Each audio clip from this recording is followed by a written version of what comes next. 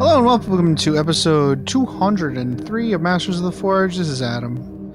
And with me is Jason. Hi, Jason. Hi, Adam. Hello, everyone. Hola, hola, hola. Today's a beautiful day. Yeah. Today it got up to 72 degrees here. Oh, really? Yeah. What was the high there? Good for you. I don't know. I think it was like a heat wave of like 40 or something. It's going to be 50 tomorrow. No way. Are you serious? It was negative 50 a week ago. Oh yeah, I remember that because I was laughing about it on one of our movie nights. Yeah. Woo. Yes, it was pretty brutal. It got like negative 100 on Mount Washington. It got minus 50, 60 or so in Saranac Lake, and here it was like minus 20. Wind chill minus 10. I will be honest. What's up? As much as I miss, my friends and buddies who live up north, and I miss upstate New York during the summer, I have no interest in going back to negative 50. Wow, that was pretty epic. Now, I honestly though, like it's not, it's very rare. It's usually pretty mild here. It's just unfortunate that for some weird reason I can't explain, the jet stream has become like an extreme sine wave. Oh, okay. Where when I was a kid, it used to be this nice little waveform, like with very little, it wasn't like a broadband. It was low frequency. Thank you. Low frequency. It was like a tenor. Now it's like a soprano. Yes, or a coloratura. I appreciate that. You're getting my back on that. Yeah. Anyways, can't imagine why that's happening. Whatever. We've already been accused many times of, the fact, we're just pushing our political beliefs because facts are politics, apparently. Anyways, welcome to Masters of the Forge. Jason, do you have any hobby progress for us? Not a whole lot. It's the beginning of the semester. I mean, yeah. Yeah. Mm-hmm. I did pick up the Tech Priest Manipulus. Manipulus. Yeah, whatever. From the Corpus Christi GW store. I instead of hobbying last Saturday, I went to the Symphony instead, and there's a GW store like a couple of miles from that hall, so went and picked up that. It is the beginning of the semester, and the beginning of every semester is kind of a disaster, and I'm kind of teaching an overload, so there will be hobbying. It will probably start happening hopefully this weekend because I don't want to lose my mind. What about you? What did you see at the Symphony? What did you hear at the Symphony? It was kind of a split bill of first half was kind of a salute to Ellington and Basie, Duke Ellington and Count Basie. Yeah. And the second half was Holst's Planets. And they played all of them. Not in the order that they normally are played in, but that's not my thing. The most amusing part about the concert was I got free tickets from one of my buddies, and complimentary tickets for musicians typically mean the literal worst seats in the hall. Yeah. And so I was on the front row in front of percussionists. Oh. I could literally have reached out and touched the is that a good seat or a bad seat though? That's what I want to know. Well, it depends on how much hearing you've lost over your life. Oh, so you're fine. Yeah. I don't know, man. It was my teeth started rattling about halfway through Mars Bringer of War. Oh, well, yeah. Yeah, I was. Speaking of Mars Bringer of War, this episode is about Angron. Yeah. Hey, ooh, wow. That's a good one. And we're gonna waste that segue and just keep talking about music. That's right. I once the last time I was in Chicago, Yeah. I went to a Itzhak Perlman was in town, so I went to see him. Oh, cool. And, yeah, that was really cool. Yeah. But it's funny, like the opening act was, like a student conductor. No, it was it a student. I think it was a student conductor and someone who, like a student, a composer who had won a contest. And if I'd known you at the time, Jason, I know I would have been like, boy, this experimental freaking hot street garbage is definitely the kind of thing Jason would freaking love. You're correct. I'm like, what in the unholy discord is going on that stage? There's part of me that wants to look up the year that was done just to see if it's someone I know. Right. No, we definitely should do that during the first potty break. I'll definitely look it up because it was out there. But that was he did Firebird, I think, or did he do that? Or did they do that when I went to see him with Pat? When I went to see him with Pat, it was great because we both had the same thought when Itzhak came on stage. We're like, he's definitely gonna do the Willy Wonka where he kind of shuffles on stage with the walker and then he just rolls into a somersault and jumps onto his feet and tips his hat. I would love if he could do that. It would be nice, but he's actually disabled. Sorry about that, Itzhak. Anyways, he can't play certain halls in the United States because they're not ADA compliant. Yeah, a lot of them are old, right? Well, that's no excuse. You should be able to update your stuff. Yeah, I mean the problem is like a lot of those buildings have been what's what I'm looking for? They've been grandfathered in because they're ancient. Yeah, but, I mean, being a musician that's got any sort of mobility issue is not a cool thing. So, as for me, I hemmed and hawed over whether to work on my Rogue Traders or whether to work on my some more of my Cities of Sigmar. Oh, okay, yeah. Or maybe to work on some orcs as a palate cleanser or whatever. And I went between those three things like, and so I'm painting some Space Marines. Yeah, as you do. I don't know where I am right now.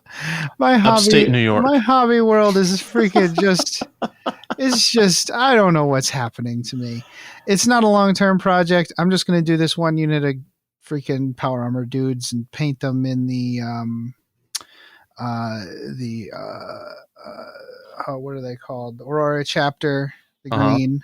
And I'm going to move on and probably start up on the Rogue Traders and get a whole test unit in on the high contrast purple and non-metallic metal gold. We'll see how that goes. I'm looking at, I think I signed up for one of the non-metallic things at Adepticon. Hold on, let me rephrase that. I waitlisted on one of the non-metallic. Let's talk about Adepticon. Let's talk about it. I am like 90% sure I'm going to drop that narrative, the AOS narrative. Okay. 1,000 points just doesn't. It's a weird number. It's such a weird number for Age of Sigmar. I want to play with my cool toys. I want to bring my display board. I was really hoping for more, so I'm just going to drop it. I don't know what I'm going to do that day. I had the thought I might sign up for the 40K friendly on the wait list, but you've already. I dropped it. I should have put myself on the wait list so that you. Actually, you could have given me the ticket. You could have given me your ticket. I literally dropped it. What, an hour ago? Yeah. So that's really funny. Yeah. That's really funny. I don't know what I'm going to do. Well, I mean, I think on that Friday, I dropped that, and I'm waitlisted for 2 hobby things, but I'm probably going to spend most of my time just goofing off and trying to get in some pickup games, with you and Mike and our listeners, and just trying to have kind of a chill, few days, to be honest. So from what I understand, the Blood Bowl up there can be a little bit insular. Like the same people sign up every year and they fill up the spots, and it's kind of a boys club. So I'm thinking I might do a day of Blood Bowl. So maybe I'll make that day our day of our daily Blood Bowl. Okay. And I was thinking, let's just go to the bar and play there, and we'll just take up half the bar. Well, it won't be half the bar, but let's take up a bunch of the bar playing Blood Bowl. It would be amazing. Yeah, I've got a Human Blood Bowl team, but it's not painted. I mean, it's not like we just sit there taking up space. I mean, we're going to be buying drinks. Let's not be crazy. Yes, we are. Yeah. We're not animals. Okay. Ooh, maybe we could do Kill Team on the bar top. Yes. Put up some glasses. It's like, hey, give me those empties. Give me those empties. Yeah. We'll have a timer, but not for timing the rounds, but for timing so we don't lose track of when we should be ordering drinks. That's fine. I understand that. That makes perfect sense. The bartender needs to make money, right? Like that's the most important thing. Yeah. Okay. So games played. You've been working on some like. Why is my Discord keep on going off? See, this is why I don't like Windows. How did I set up? I have somehow set it up so that it gives me notifications even when it's not open, and I hate that. So I don't even know if it's. I hope it's not coming through the podcast. No, it's not. Jason, what have you been because doing? I'm getting the same notifications. Oh, okay. I'm so old. How do you work this fangled thing? I don't want no notifications. And then you're going to start hitting with the hammer. All notifications from Discord. Okay. So I was going to set the game board in my living room, but in the process of doing that, I made even more of a mess. And so I haven't done that yet. That's going to happen. I know that Mike has told me that if I'm bringing lady friends over, that I probably shouldn't have a game board in my living room. But how dare he? Yeah, I don't know. I mean, if I'm bringing anybody over, they already know what they're dealing with. So yeah, I feel like that's correct. So that's based. I mean, I haven't really gotten any games in because, like I said, it's this. I'm teaching an overload this semester. I'm basically teaching everything I'm supposed to teach and then enough classes for another human being. And it's kind of not fun. Okay, so can I tell you that you might be getting some real games in, dude? Because I'm not going to lie. All of the RSVP yeses to John's bachelor party, which, by the way, one person came back and was like, why didn't you call it the Batch-alert party? And I'm like, oh god, what a freaking! I am the worst best man who ever lived, because it was right there, Jason. It was right there. I know, but that's low hanging fruit. Was that really Bill that said that? No, I forget who said it, but whoever said it is way smarter than me. Anyways, of the people coming right now we have 12 yeses. Okay. Of those people, this number plays Warhammer 40,000. 1, 2, 3, 4, 5, 6, 7, 8, 9. I'm not even including Mike Garner because he's not going to play Warhammer. Oh, wow. Okay. These are all people I know, though, right? Most of them? Yeah. So here's the thing. The place I have in mind has a huge garage and a huge basement with lots of... Dude, we're going to have so much fun at John's bachelor party. Oh, I know. Yeah. It's going to be lit. It's going to be turned even, but it's going to be... There'll be so many Warhammer people there. I feel like I'm going to have to bring... I think we're going to have a tournament. You know what we should do? What? Talk to GW about prize support for this. Because it'll have enough numbers where... We'll have the numbers that it's a big time Warhammer nerd getting married and all of his weird homies, including us. I mean, come on, that's... I was wondering how long it was going to take you to stop me. I was wondering myself. Okay, go for it. Pew, pew, pew. Okay. And we're back from that short break. I'll put in something goofy in the middle there. It'll be fun. Yeah, well, you can put in that clip of Quinn interrupting us in the last recording, too. Anyways. There we go. Really great idea. I have a really great idea for this bachelor party. All right, what we're gonna do is nobody drinks, nobody does anything except play Warhammer 40,000. Even people who don't play Warhammer 40,000. And that's here. Have some orcs. right. We take pictures of everybody playing Warhammer 40,000. Yeah, but then we take like fake pictures of people partying and getting turnt. And we hide those away, or no, we show those to all the ladies, like of us, like having a drunk party. Yeah. And then someone mysterious sends them an email package of what really happened during the bachelor party, and like it'll freak them out for a minute, right? Yeah. They'll be like, oh, what did they do? How could it be any worse than what I saw? And they open it up and it says play Warhammer.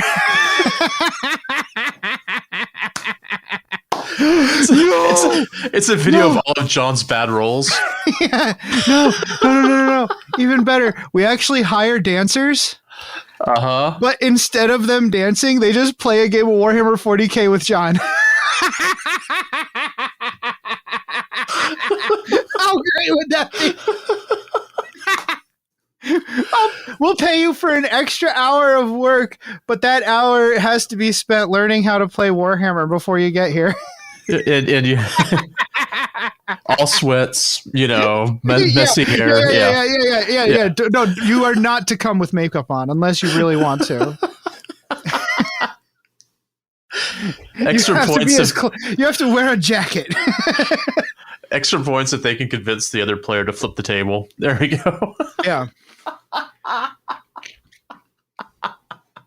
Oh my goodness. Oh my hilarious. You know what? Oh my goodness. I should call my brother-in-law, see if the drag artists are available, because they would be amazing.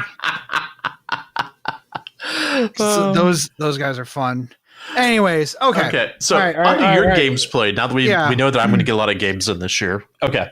Yeah. Oh yeah, you're going to get a lot of games in this year. And I'm just joking. We're going to get so drunk, it's going to be great. Anyways, I played a game with both Tucker and Nick. The game with Tucker, I played my cities of Nagash against his Ogor Maw tribes. Yeah. And like he had like the big woolly mammoth tusk guy things that look kind of like wampas. I forget what they're called. And he handily defeated me in that game, but that was super fun. Pretty good descriptor. Yep. It's like wampas. Yeah. And then later that day I played against Nick, and we're going to have a whole segment where we recorded with Nick and Tucker to talk about the kind of the gameplay of the new Angron, the new World Eaters book, but mostly Angron, and it's not going to be a super in-depth tactical analysis. I assure you of that, because it's definitely a super narrative mission. I'll try to get everything.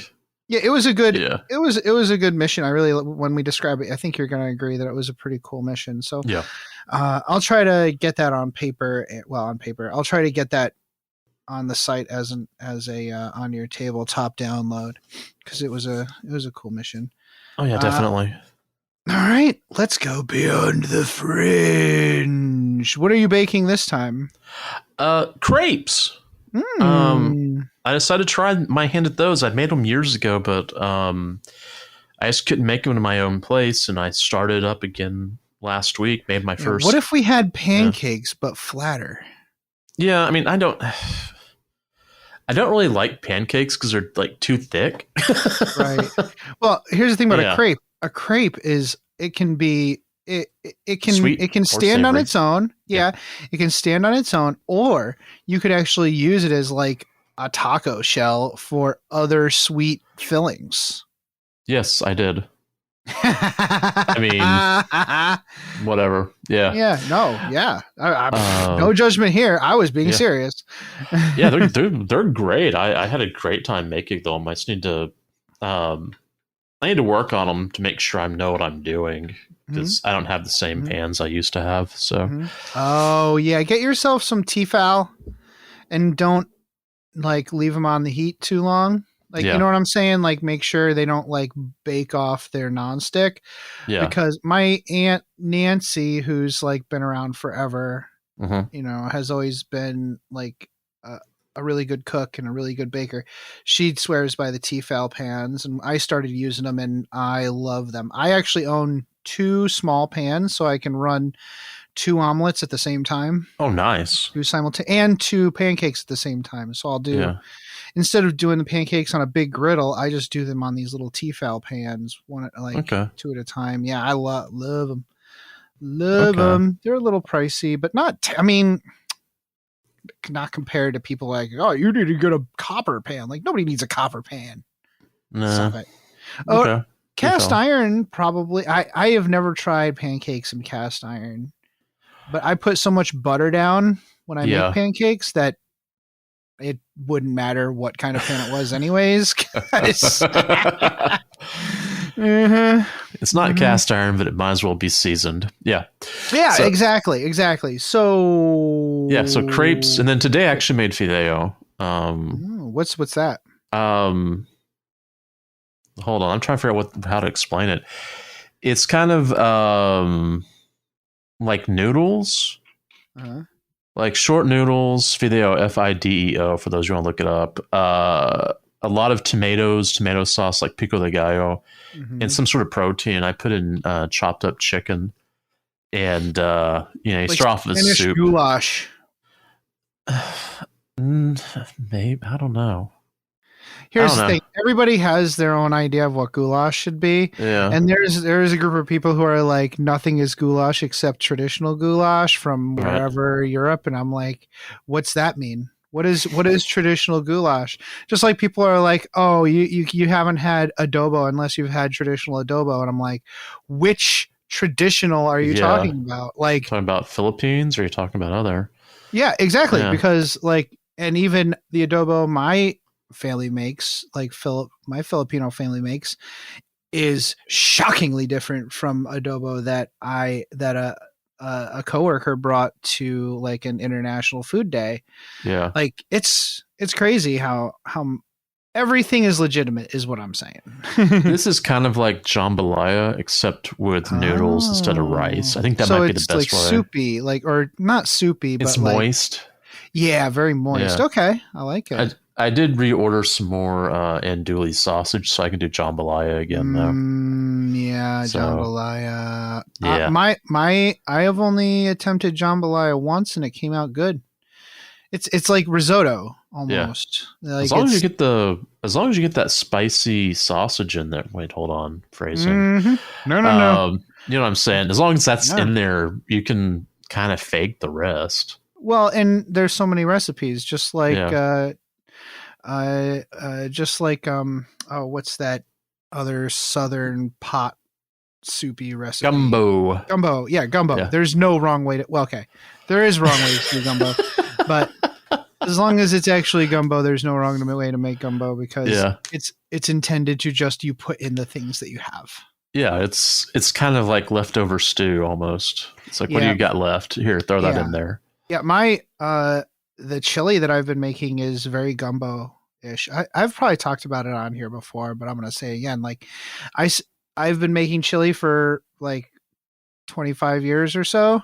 Wow. And I've gotten to the point where just this past couple of years, I've realized that adding a roux at the end to finish it is the secret. Yeah. That is because it adds body, and it thickens it, obviously, because there's flour. Yeah. But like the caramelized butter and the caramelized flour. It's a good thing I already ate, man. Adds a richness to chili that is just, it is the perfect finish. But also, Wendy's idea of adding like one of the 3 meats we put in is kielbasa, and I cut it up, I cube it, and it's just perfect. Yeah. It I'm pretty sure I did talk about this last time. I don't care. Whatever. Anyways, it's Might have really been good. The time before last, because I think that was when we talked about my last cooking adventure. Yeah. Are we talking about Warhammer today? We're doing Beyond the Fringe, and you're going to talk about your Beyond the Fringe thing before we get to Astropathic Communique. Oh, we were just talking about food already, but I'll talk about it. Okay, so the other day, in the minus degrees. It was minus degrees on my way home from work. Dude, I walked out of work and I breathed in the air and my lungs hurt. I've never experienced that before. I'm like, why do my lungs hurt? This is not okay. Anyways, I'm driving home and I see this guy walking on the side of the road. Whoa. No hat on, no gloves, walking. And it's like a country road. It's not okay. He should not be out and about. It is dangerous. Yeah. Anyways, I had to turn around. I turned around and I got him. I'm like, dude, are you okay? He goes, my girlfriend kicked me out of the car. Oh man. 50% chance this guy's a total jackwagon, but I can't let him die. So I drop him off. It's fine. But during that escapade, someone was coming up behind me and I had to gun the car. And so my muffler was already starting to go. Right. And it just exploded. It's just like the underside of my car, like something fell off my car. Oh. So I'm done with this car. I went and I traded it in. They gave me like just enough to pay off the loan. And it wasn't like, this is what we're going to give him because that's what he needs minimum. Like, no, they kind of gave me a deal. So long story short, I'll be driving to Adepticon in my new to me car. So very excited about trading the Subaru in for a Toyota 4Runner. Oh yeah, there's plenty of space in there for an army. For Warhammer. Yeah, for Warhammer. Yeah, definitely. Okay. So let us move on to actual Warhammer content, and that is the Astropathic Communique. Jason, what did you pick? It's funny you said Warhammer 40K. All right, I've got 2 things here because I almost always do. Tomb Kings are coming back. Hello? Oh. Yeah, that was something that was posted on the community page. I think this is super cool. They hold on. Is this the same article where they say that? It's like, no, they didn't say. They walk like a Necraharan. Yeah. All right, go ahead. Oh man, that hurt. And the nice thing is that I wouldn't mind doing that for Sigmar, but it's more cool bits for my Thousand Suns, or stuff I can use for my Thousand Suns. They did say it's going to be 28 millimeters, so yeah, I'm pretty stoked about that. You should be. So that's the first one. The second one is they've announced that they're releasing an Esoterist console for Horus Heresy, which for those of you who so that's the console. It's a console for Horus Heresy in that it's a Centurion upgrade. He shoots void darts. Yeah, he does shoot void darts. I forgot about that. They're kind of the librarians gone amok. Now that the Nikea stuff has been lifted, these guys are just doing whatever it is they can to bring in who knows what. They're experimenting with demons. They're experimenting with all sorts of fun stuff. It can be assembled with a sinister cowl or a beaked helm linked to his psychic hood. Yeah, it's a rad, really, really cool model.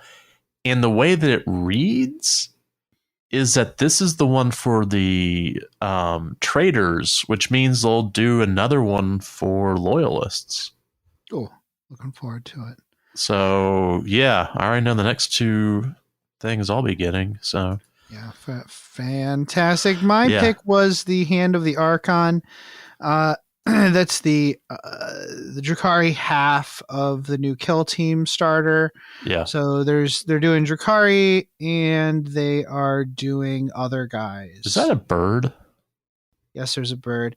Arbites. I didn't watch the video. I don't care. Anyways, the cops. Sky Splinter Assassin has a falcon bird type thing. Space cops. The space cops have a dog, which is pretty cute.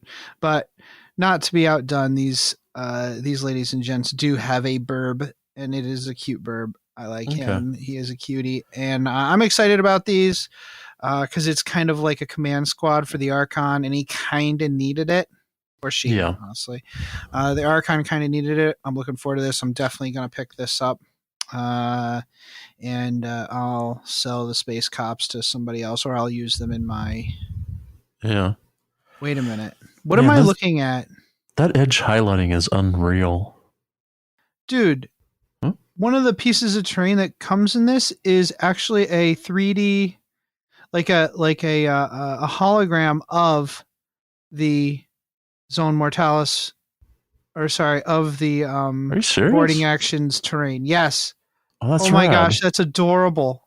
I did not notice that.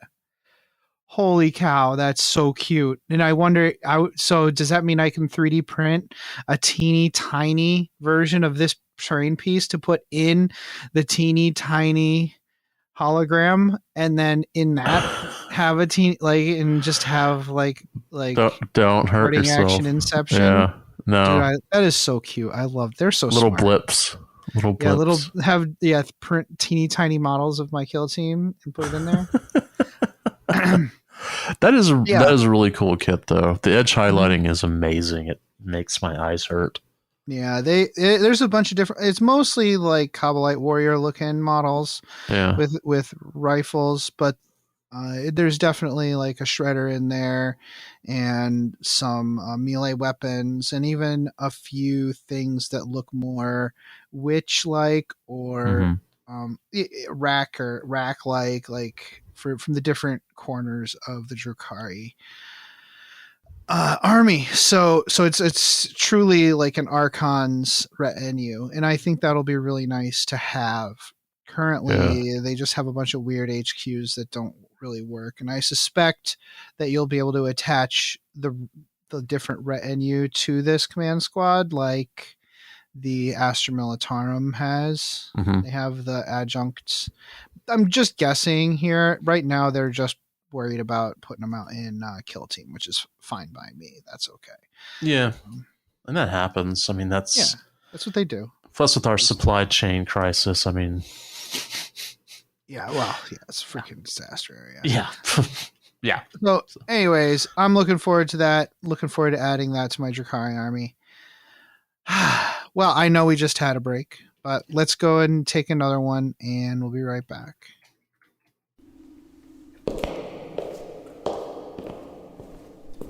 Damn, I knew it was around here somewhere. Damn, where is it? Can I help you? Ah! Scared me. What do you seek?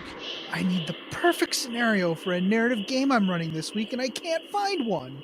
Sir, this is the Black Library. We don't have narrative scenarios. Well, then where should I go? Might I recommend the Tabletop Campaign Repo? The Tabletop Campaign Repo? What's that? The Tabletop Campaign Repo is an ad-free site for hosting resources related to playing tabletop miniatures wargaming. Oh, like scenarios? Absolutely. Also, event packs, custom objectives, tracking sheets, custom terrain rules, maps, icon packs, award templates, and more. Oh, and this is for Warhammer 40k? Among other things. There's also Age of Sigmar, Kill Team, Warhammer Fantasy Battle, and others. They're always open for content submissions for any system, even non-Games Workshop materials. Oh, that's awesome. It sounds like a great way to save all of this great content the community makes. A lot of that stuff often ends up disappearing into a dead message board or Facebook group. Exactly. It's a real community effort. Great. So, how do I get there? Just go to that webway gate marked tcrepo.com. tcrepo.com. Got it. Can I ask you one more question before I go? Fire away. This place is really easy to find. How come Armon can never find it? Oh, because it's more funny that way. Oh, yeah, clearly. Once again, the Tabletop Campaign repository can be found at tcrepo.com, and they're always looking for submissions. Hey Archons, does 9th edition have you feeling like the Slith Party Bus just doesn't have enough party for you? Well, if you want to put a little shock back into your shock brow, you need the Slith Party On! That's right, Archons. For 736 points, you can take 3 Archons, 12 Slith, and a Tantalus. It's the Slith Party On! Now I know what you're thinking. Couldn't I take Drazar, 15 Incubi, and a Tantalus, aka the Incubi Murder Boat, for 51 less points? Sure you could, but it wouldn't be the Slith Party On! But is it legal? Oh yeah! Is it awesome? Oh yeah! Is it any good on the table? No! It's the all-new Slith Party On. Sort of awesome. Party On! Really hilarious. Party On! It's the Slith Party On!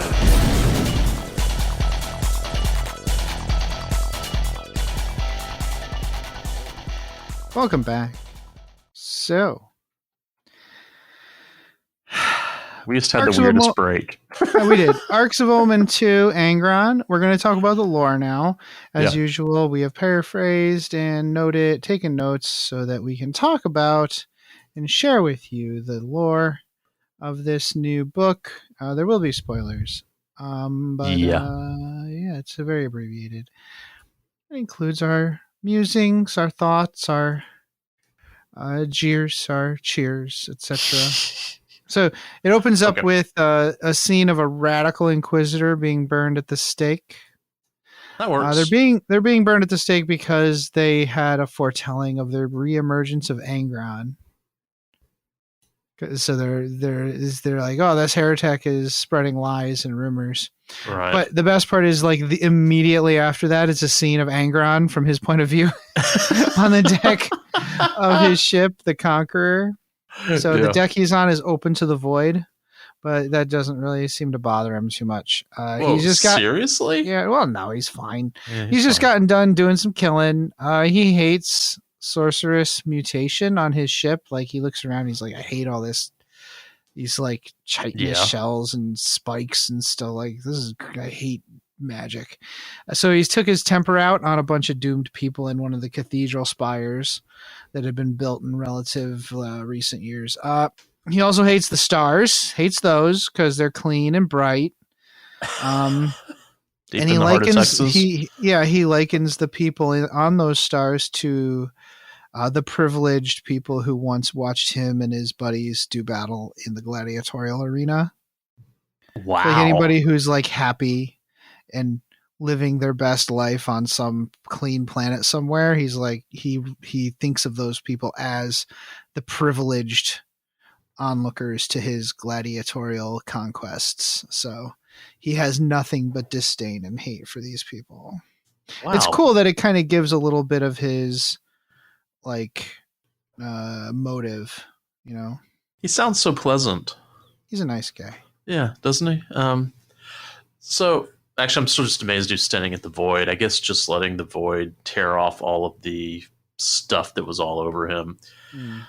So well, he's like so it's really interesting. Like this story really shows how disassociated demon princes are from reality and how little of their actual corporeal form remains. Even though they look like you know, some kind of bipedal humanoid with wings, that's really just a manifestation of their will in the warp. Yeah. Yeah, and there was one really interesting line from was the Talon of Horus where they talk about Armon.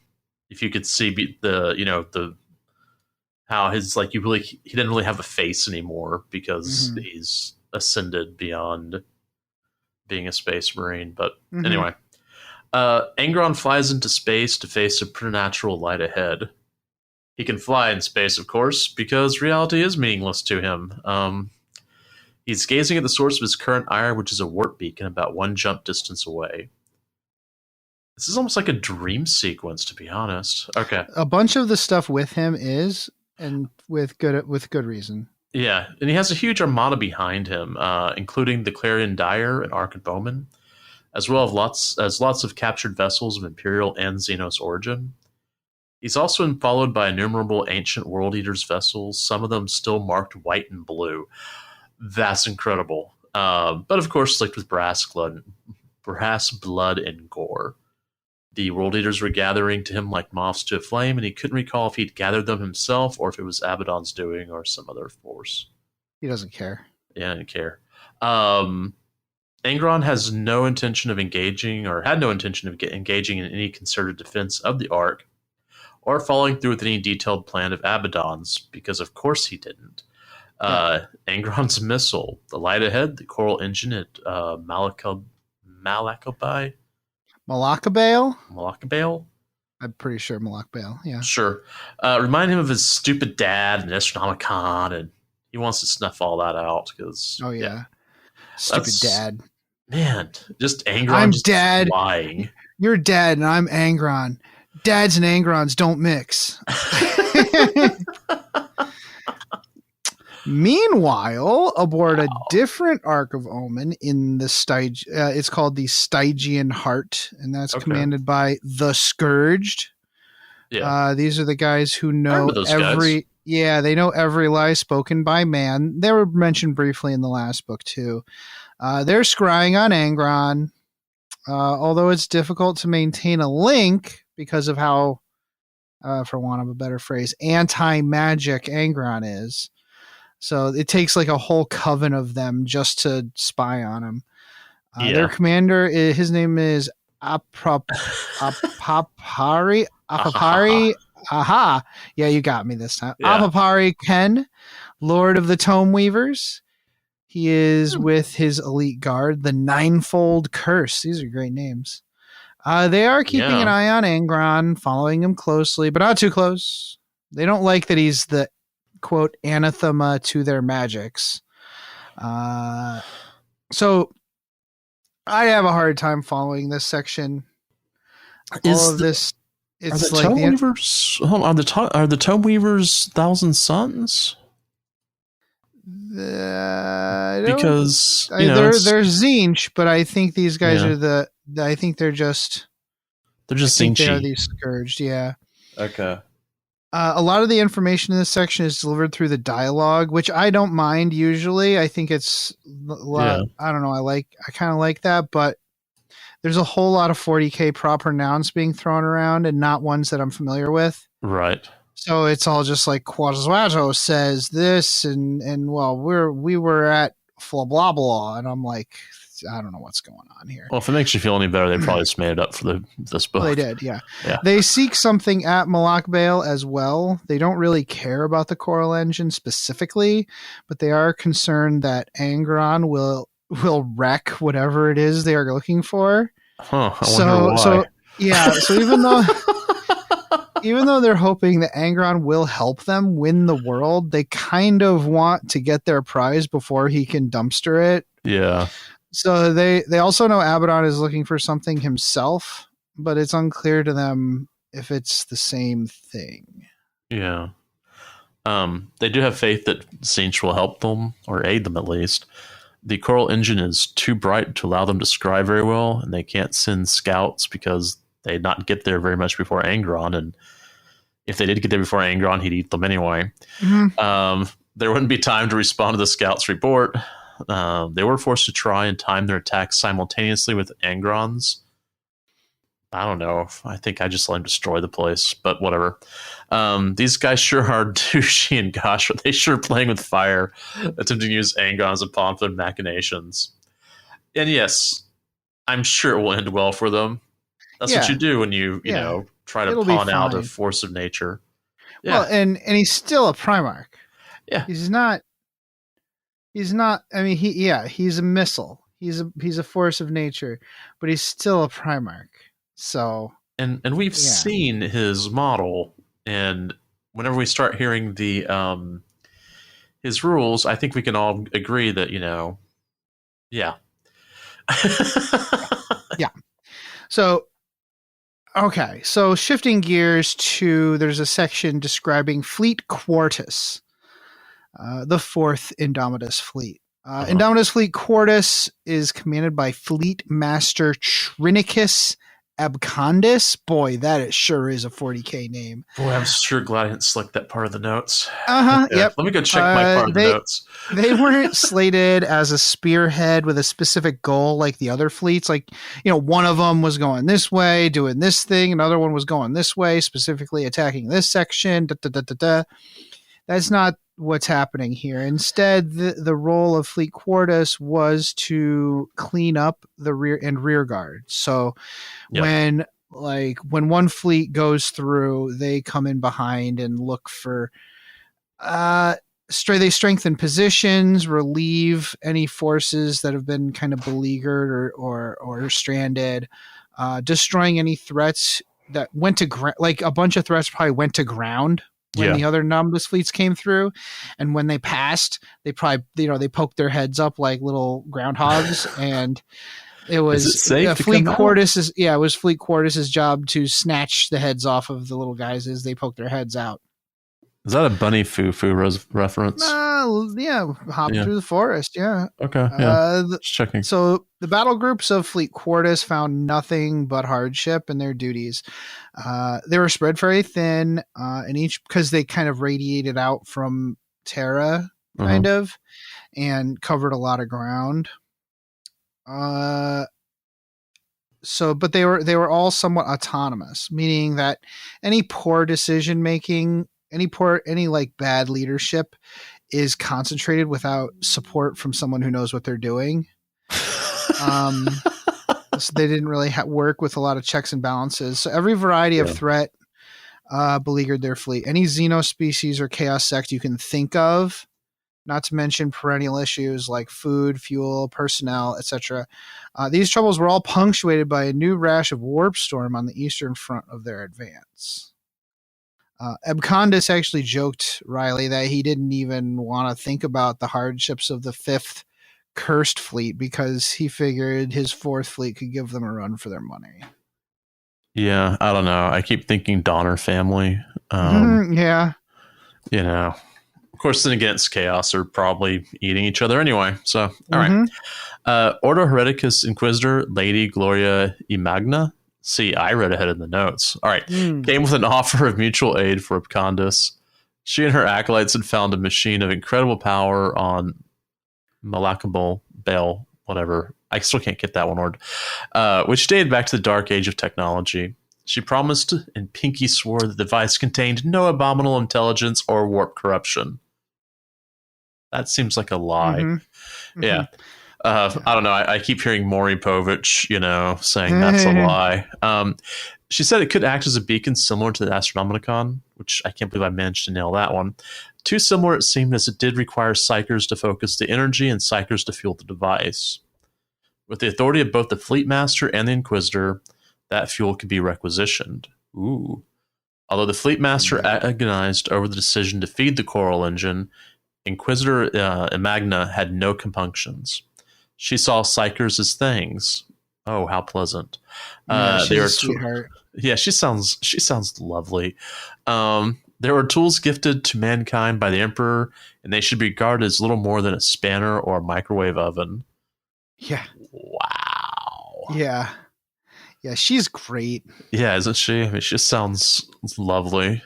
The Coral engine is somewhat reminiscent of the planetary defense gun, the Grand Cannon from Robotech lore. I don't know if anybody watched Robotech, but in Robotech, they built like this huge reflex cannon that burrowed into the earth and shot laser beams out.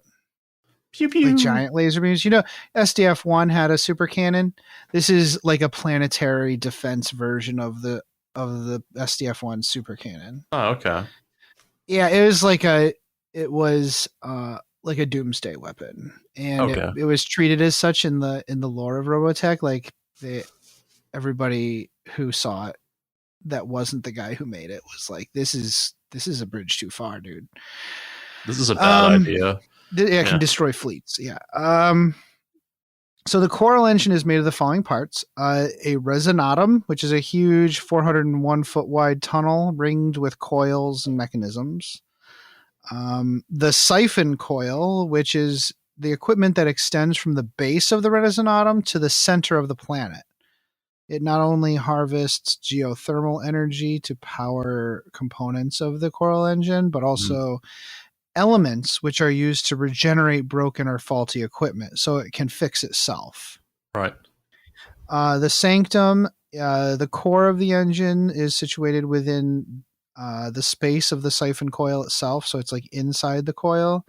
This is where a lot of the electronics and ops are located. As it's relatively safe to be in the sanctum, but if you're outside the sanctum in the resonatum when it's being operated, you're just gonna die or go to the warp. Either way. Yeah. Then you have the cloistery pits. These are rings of alcoves beneath the sanctum where the psychers are kind of bolted in, and they fuel the Coral engine. Each one lasts about 3 to 10 days before their remains have to be scooped out and replaced with a new psycher.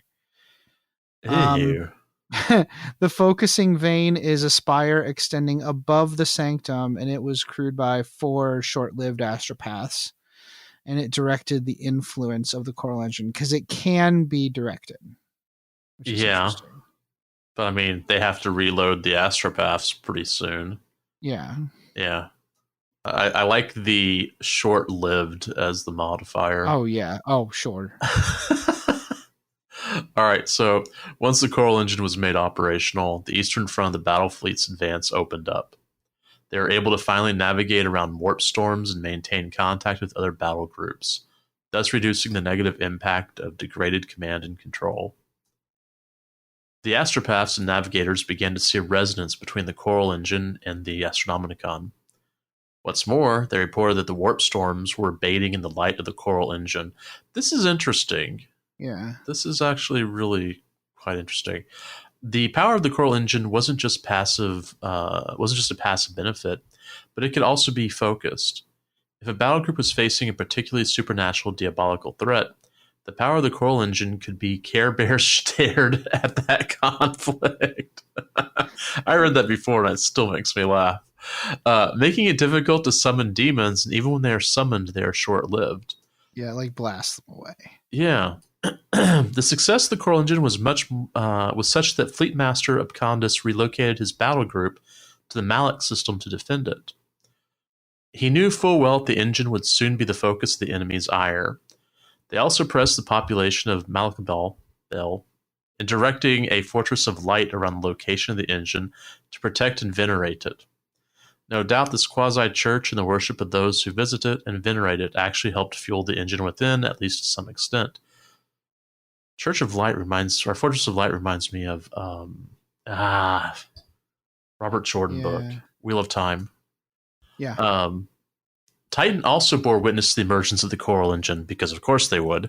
The Grey Knight prognosticators scribed the signs of fate surrounding the device, and they had visions of Angron tearing at a new one. Of course, they sent Brother Captain Dryston Crom and a contingent of his 4th Brotherhood of Grey Knights to see what was going on. The fact that Brother Captain Dryston Crom did not have a single miniature or novel to his name does not bode well for the success of his mission or the lifespan of the Coral engine. Oh, poor Brother Captain Crom, man. Your paragraphs are numbered, sir. The Grey Knights. It's not even pages; it's paragraphs, kiddo. Yeah. The Grey Knights struck an imposing presence when they teleported aboard Fleet Master's command center. The text makes a point to remark that even an officer with Abcondus's seniority had no idea what a Grey Knight was. Wow. So like they're just trying to stress, like, listen, this is like super secret service. This isn't like, yeah. Anyways, fortunately for him, Crom was a pragmatic sort. He did not immediately jump to conclusions about the nature of the coral engine. Like, it could be considered super heretical. Yeah. Still, it was clear that they were Imperial Astartes with a broad authority. The Fleet Master answered all of their questions without fail. Listened to their news that a major offensive by the enemy was imminent, and Abcondus agreed to recall whatever forces he could in order to repel that threat. The greater part of an Indomitus fleet versus a full Vibale fleet sounds like an epic way to kick off Battlefleet Malaka Bale or Battlefleet Indomitus or what. I'm just saying, it doesn't roll off the tongue like Battlefleet Gothic, but whatever. No, it does not. It does not. There is a long discussion about the redispersal of the fleet throughout the system, which has 4 main planets: Malaka Bale, the Shrine World; Malakara, the Jungle World; Malaka Var, the Industrial World; and Malaka Shet, a geothermally active ice world. The system also has a dense asteroid field. All of these features were heavily patrolled. Nobody made a dumb mistake of like not patrolling the asteroid field or whatever. Yeah, it's too dense. No ship of that size will survive in there. One battle group is called Task Force X under the command of swashbuckling Group Master Ira Threnadar, which sounds awesome. I wonder how long they last. Enough. Thanks to the influence of the Coral engine, the mustering of forces was very easy. A rare thing in Era Indomitus. Of course, one can't help but think that this just adds to the body count that's about to start tallying. Right? Like, yeah. Oh, wow, this is really great. This could be really positive for the Imperium. These people are super screwed. The writing really is on the wall. This one isn't as written as well as the last one, but it's okay. It is revealed to the reader at this point that Inquisitor Imagna has been responsible for silencing some of her critics who call the Coral Engine a signal flare for the enemy. Yeah.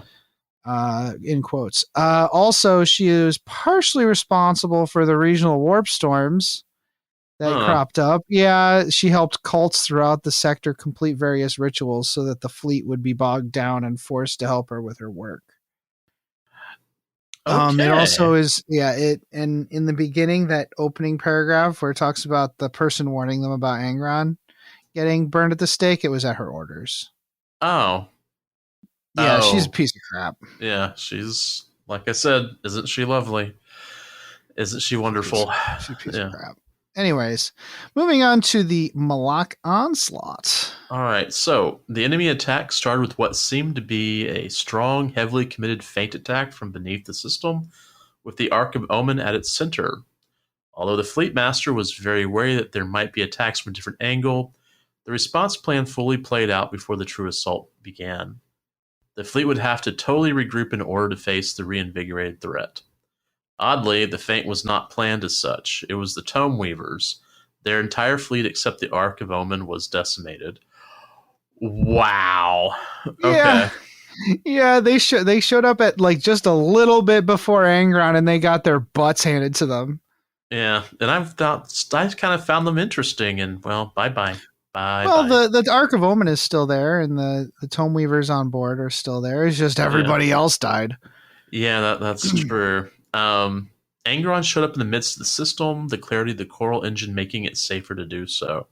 Okay, when I say in the midst, like they didn't they didn't pop in like right next to spaceships. Right. They came way closer than the Mandeville point. They still had to fly through the system. Yeah. Okay. So when he does, all hell literally breaks loose on the Imperial defenses because of course it does. Angron is a bit taken aback by the masterful disposition of the enemy forces, despite the fact that they had been assaulted by the first wave, which he was totally unaware of, by the way, because they flew around him. Still, several battle groups were out of position or in disarray, and Angron capitalized on that. He is still a Primarch after all. He executed a 3-pronged attack upon the foe with what the text describes as a series of monosyllabic snarls. Yes. Okay, cool. I mean, he's that good. Yeah, he's that good. I mean, even his belches are, the shock of Angron's initial psychic assault and Wog, Blood for the Blood God, whatever. It affected every living being in the system and paralyzed some vessels entirely, because of course they did. Still, many more persevered and met the enemy's advance with courage and honor and died. Yeah, good for them. So the first prong of the attack appeared as if it were attacking the forest world of Malakara. I liked everything in this system is Mala something. I don't know, or Maka. I don't know. It's just kind of cute. Anyway, forces attacking the Ark. It's another, I think it's another reference. I can find it for you. It's probably here. It's probably here. Yeah. Egyptian feminist and poet, Canadian photographer, suburb in the city of Darwin, Australia. There it is. Malak Elohim, angel of the Lord. Oh, there we go. Okay. Yeah, that's it. That's the one. That's actually kind of cool. Okay, so anyways, forces attacking the Ark of Omen and defending the ice world of Malakashet were recalled to defend the world. However, the enemy never slowed to attack formation. Instead, they zoomed past, bludgeoning both defenders and the world itself, before allowing the gravitational pull of the planet to slingshot them towards Malakabel. The enemy was mostly well gone, while the defenders of Malakara attempted to regroup and give chase. So basically, this kind of did a what is it, like a speed slide? Yeah, they did a power slide. Yeah, power slide. Yeah, this power slide around it. Everything's fine. Yeah. And gave him the finger, dropped a few bombs, shot a few lasers. Some of the Chaos ships couldn't help themselves, like they stayed there and fought. Yeah, they just kind of mucked them up, and it took that part of the fleet a while to regroup and go help. Yeah, so definitely. As the traitor forces converged on Malakabel, the Imperials made a good showing of themselves. They used superior tactics and coordination against the rabid followers of the Blood God, which, by the way, by and large, won out over the enemy's greater numbers. Angron's ship, the Conqueror, and its escorts were engaged by several task forces as it plunged past the system's star Malak. By this time, he was seething with rage and pain, and he could bear it no longer. When the Conqueror latched on to the loyalist vessel Resplendent with its Ursus claws, fire the Ursus claws. Angron quite literally tore his way out of the ship so he could engage with the enemy directly. He literally tore through his own ship rather than walk quietly to a proper airlock and leave. He not only survived the void of space, the radiation from the star that was right there, and the concussive blasts of weapons fire, but also a direct hit from a capital scale lance battery. I mean, it does rip him nearly in half, but that's fine. Yeah, he could just pull himself back together. A small frigate actually was attempting to slice the chains of the Ursus claws in order to free the Resplendent. It was flying through and lancing them, which is actually pretty smart. That's what you want a frigate to do. Yeah. Unfortunately for the frigate, Angron dove through it. Wow. So he literally flew through the frigate. He went in one side and out the other, and it broke up and crashed or something. I forget, but it was destroyed by him just diving through it. Anyways, then he connected with the larger vessel, and it's not like he walked through the spaceship to get to the bridge.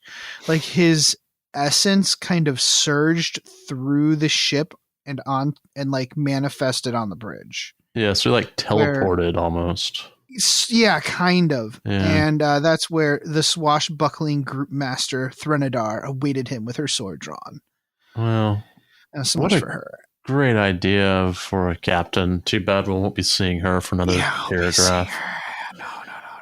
No. Meanwhile, Canoness Verity Cade of the Order of the Argent Shroud and her Space Marine allies.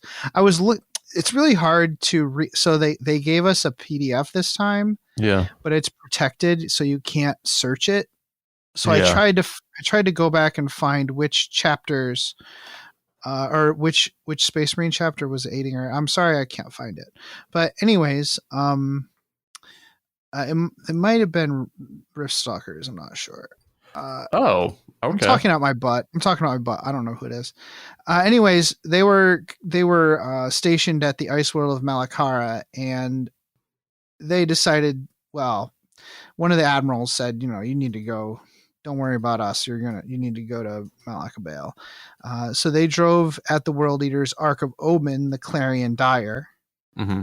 The World Eater's one, not the other one, and disappeared within it. And soon after, the Ark suddenly translated into the warp, and neither it nor its attackers were heard from again. So that's a good way to, a thread that you can use for an army, if you want. Yeah. Or she'll show up later. Who knows? Oh yeah, definitely.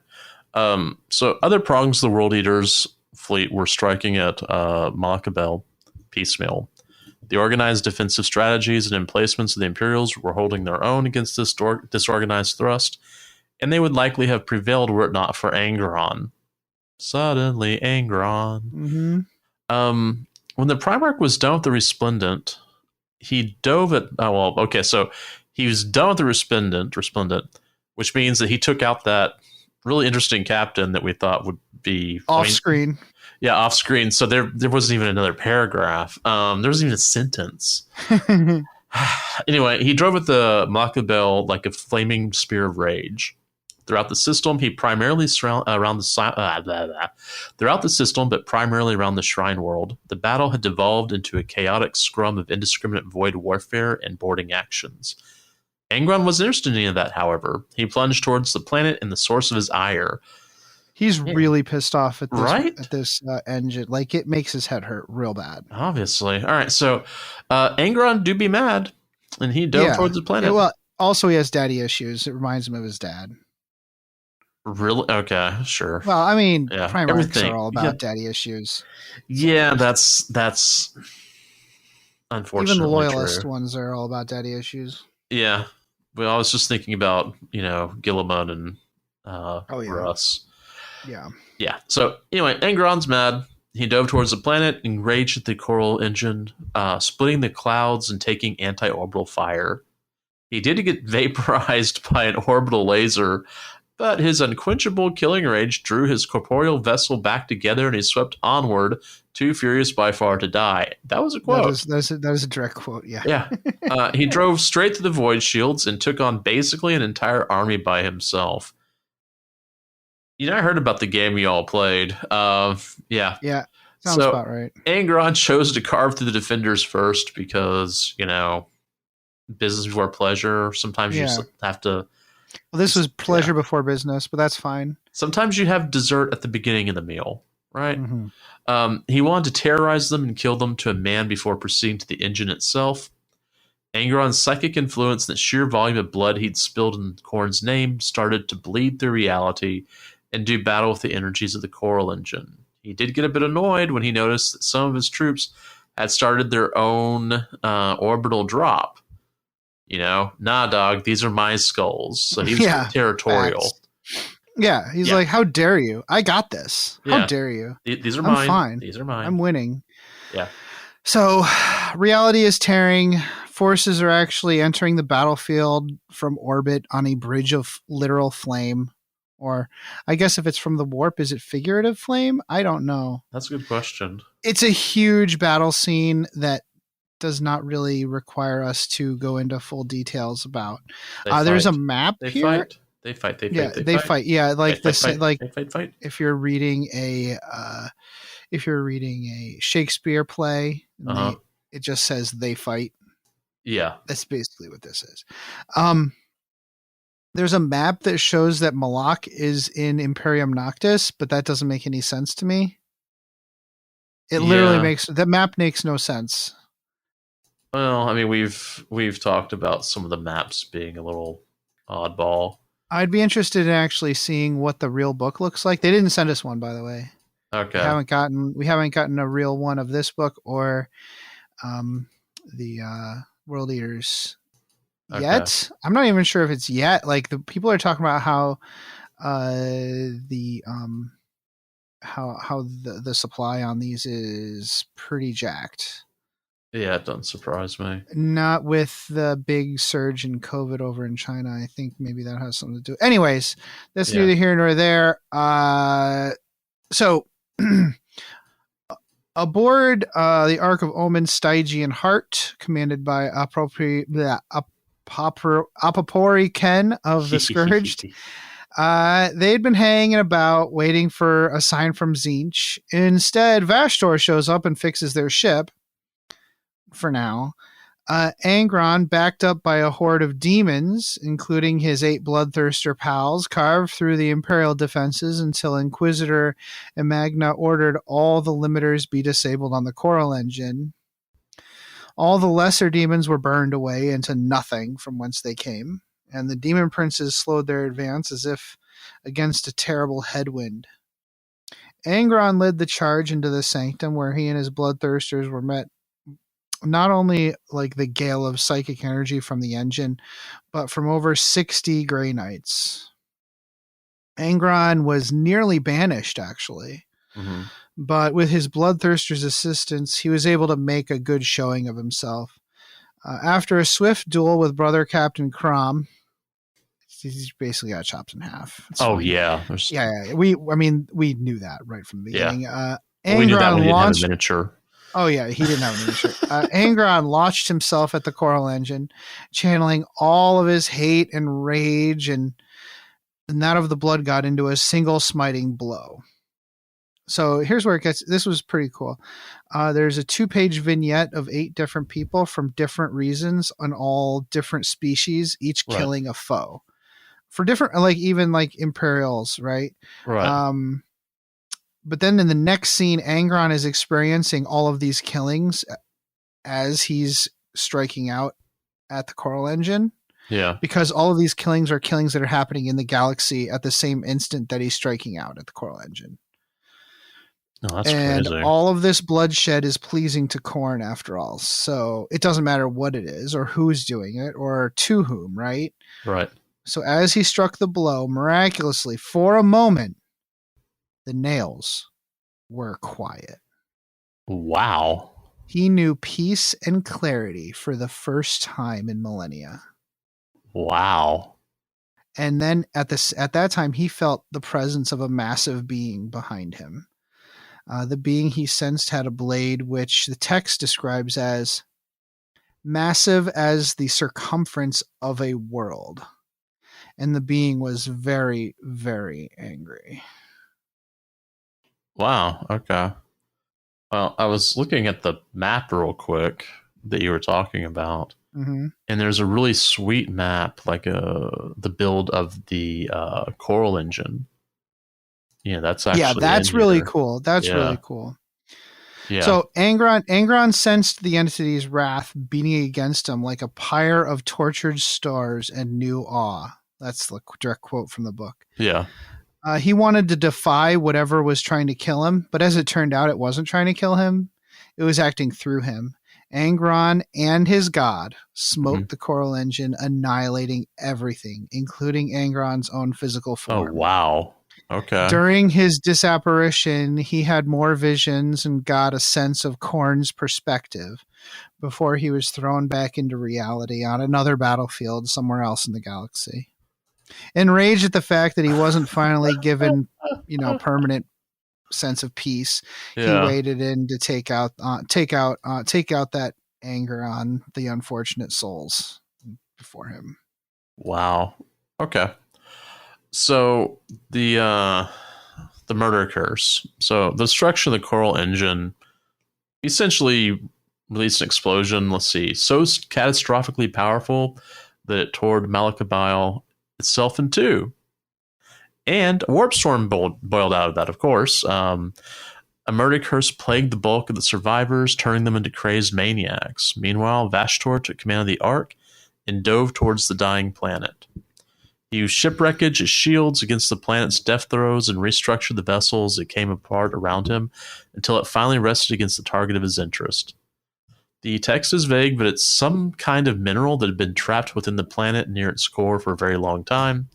And it's implied that the element isn't even from this reality. Oh, good. Yeah, the scene was pretty cool. Like the ship, the Ark of Omen is diving towards the planet and pieces of it are getting blasted off. Yeah. And at the same time, Vashtor is reconfiguring the ship and like creating a shield around himself to protect himself. Yeah. And also throwing pieces of the ship at the debris that's coming at him so they annihilate each other or deflect each other. In the middle of that, he actually does like teleport away the Tzeentch worshippers because he finds them amusing. So eventually the entirety of the fleet Quartus is declared excommunicate to Taurus. Oh, nice. The entire fleet. Wow. Even those not actually succumbed to the murder curse were tainted by it. Even the Primaris Marines and Sisters of Battle. There's a 2-page spread of little stories about how the murder curse plays out on battlefields across the region. Only the factions of the Talons of the Emperor and the Grey Knights proved to be immune. Yeah. It's pretty really wild. Interesting. And like there's a few like standout individuals who are fine. Well, mostly fine, but it doesn't matter. They're tainted. Yeah. And most of those people get murdered by the people who are affected by the curse anyways. Yeah. And it's the 2-page spread on how the curse spreads is actually really cool. It's several vignettes of different factions, everything from Sisters of Battle to Space Marines, like Primaris Marines, to Titans and whatnot. It's pretty interesting. Oh yeah. So yeah, there's the lore. Things are going badly. I was thinking from Jump Street, I was like, okay, so the Chaos needs a good win here, and right. The only named character in this one is Angron, so everyone else dies. Everybody dies. Yeah. Everybody dies. Some people, a lot of them deserved it, but billions of people died. It's a terrible defeat for the Imperium. But an entire battle fleet, like an entire Indomitus fleet, is destroyed. Yeah, that's pretty rough. I mean, that's the 5th fleet net is no longer the one that's cursed at this point. They're fine. They're probably like, ooh, we're gonna stop complaining now. This is fine. We'll just keep doing what we're doing, you guys. Just gonna keep doing what we're doing. All right, dude. Let's take a quick break, and we're gonna come back and we're gonna talk about some of the new rules in here. We're gonna keep it abbreviated. Mainly, it doesn't matter. We're gonna take a quick break and come back. Greetings, mofos. Are you out of George Dickel number 8, staring at a broken chess machine? Well, don't want to spend the rest of the year tied to that couch? Well, why don't you head on over to the 1 Hour a Night Facebook page and see what exciting stuff is going on there. It's a place to post all your daily progress in the hobby grind, as well as receive and give positive feedback. Also, there are usually a few interesting challenges going on. That's right. All you have to do is search for 1 Hour a Night on Facebook. That's numeral 1 Hour a Night, all one word. Blood serum tests will be administered prior to approval. Se til helvete og kom dere vekk. Det ikke en bikkje, det en slags ting. Den imiterer en bikkje, men det ikke det. Kom dere vekk, idioter! What he said. Welcome back. So what we're going to do is, this book contains some new some new rules for factions as we suspected in the last episode. There are specific rules for each faction with the rules adaptations that appeared in a downloadable PDF are repeated here. Some of them are. Most of them. Well, for each faction that appears in this book, anyways. And also new specific enhancements and new specific stratagems. So that'll be nice, having a little bit of customizability for your army. Well, I think we had kind of. I think we both kind of saw that was coming. Yeah, the writing was on the wall there, right? Like, okay. So instead of laboriously going through each one, Jason and I each picked one to talk about. Jason, which one did you pick? Space Marines. Space Marines. It's not just Space Marines. There's a between Chaos and regular Space Marines, every sub-faction, every legion has a specific rules for it. And even kind of non-legions. Like, hold on, let me a second. Like Death Watch has special rules. Right. And if it's got a book, it has its own special rules. Crimson Fists, Black Templars, who have a book again. Are we doing that joke? Flesh Tearers, for those of you who are big Flesh Tearers fans, and I know you're out there. I know you're there. All right. So yeah. So you're gonna go ahead and talk about the Special Marines. Mm-hmm. All right. So rules adaptations. So there's a few. So in this case, the combat squads rule does not apply. Instead, units split by forming boarding squads, which, yeah, okay, yeah, sure. I mean, combat squatting normally means you have a full size unit. You split it into two, but okay, maybe there's something there I'm not understanding. The boarding squad. Okay, so you don't split. So Space Marines, you split them. I don't know what the specific details of combat squatting in 40K is. Yeah, I don't remember. I don't have in the main codexes, but instead of using those rules, you use the rules for boarding squads. Okay, that's all there is. Okay. Successor chapters can use their parent chapter's enhancement and stratagems. The text is way complicated. But it lists basically, Ultramarines, White Scars, Dark Angels, Blood Angels, Flesh Terrors, Imperial Fists, Crimson Fists, Black Templars, Iron Hands, Salamanders, Raven Guard, Death Watch. Games Workshop, stop pretend. You don't have to keep pretending that we care about these rules. And I guess if you're playing Blood Ravens, you're SOL. I don't know. It's whatever. You play whatever chapter tactics. That's what I was going to end up doing anyway. When an enemy model makes a ranged attack that targets a unit with the Shadow Masters, which is the Raven Guard, or Stealthy Chapter Tactics, which I'm not sure who else has that. If the attacking model is 6 inches away from that target unit, the target unit is treated as having the benefits of cover against that attack. Oh, cool. Which that makes Raven Guard a lot more interesting. Well, in boarding actions, you're not going to be targeting anybody 18 inches away. That's true. Hardly ever. So that chapter tactic would be useless. Fenrisian Wolves units cannot perform actions like getting doggy biscuits. Models with outflank lose that ability for the battle. And each chapter has a set chapter tactic. So I said that I would go ahead and do Raven Guard just because I do have Raven Guard painted up and I do kind of like them. Yeah, please do. They have Swift Hunter, and they are -1 to hit, and hits cannot be re-rolled. Oh. I think that's in melee only. I need to double check that all. Let me bounce down to that because I just talked about those enhancements. Yeah, no problem. It's cool that they've done something for every Legion and Specialist Codex because every one has a special flavor. Oh, that's great. Yeah, that's great. That actually helps the Raven Guard. No rerolls to hit. That's cool. Yeah. Let's see. Mustering and Border Patrol. Wow, that's a lot of restrictions. Actually, well, you can't have a bunch of. Yeah, you can have infantry basically. Yeah. Like all your units need to be the same chapter, which makes perfect sense. You can include one Lord of War unit, but only if it's a Primarch unit, which means it's only Robbie or Bobby G.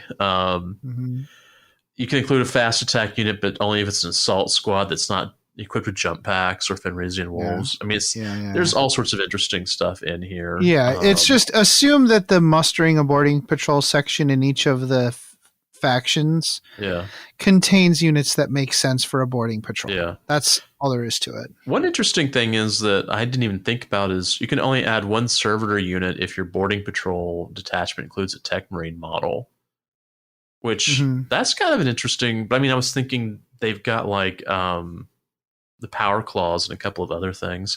You guys can't see this on the video, but I'm moving my hand like a power claw or like a Muppet. Yeah, it's a little odd. All right, so enhancements. If your warlord has the Adeptus Astartes keyword, then when mustering your boarding patrol, they can be given one of the following enhancements instead of one from Arks of Omen Abaddon. So the first one's Imperium's Blade, +1 attack and +1 to charge rolls. So, that's not too bad of an enhancement for if you have a nice killy captain or whatever. Right. Masters of War. This can give an Adeptus Astartes core unit the objective secure ability, which I thought all core units did, but whatever. If they already have that ability, then they receive a +1 model bonus when determining control of an objective marker. And the Artificer armor, which is +2 +2 save and +4 invul save. Which that's actually pretty nice. I'd probably use that on my warlord, to be honest. Stratagems. Hold on. I didn't write all this stuff out because it's a lot. Yeah, you don't have to write it out. We don't even have to go through every single detail if you don't want. How about this? There's 4 of them. Transhuman Physiology, Only in Death Does Duty End, Strength of the Emperor, and Steady Advance. All of them are 1 CP, which I kind of figured that they would be low cost, if that made sense. Let's see. Raven Guard actually got another one that was specific. So they do have specific stratagems for each of these chapters. And this one was Infiltrating Advance, which I kind of like that. When Raven Guard units are set up within an entry zone, they can make a normal move of up to 6 inches during the movement phase for 1 CP. Okay. So I guess you can set them up, you can move them, and then move them again? Or I don't know what that means.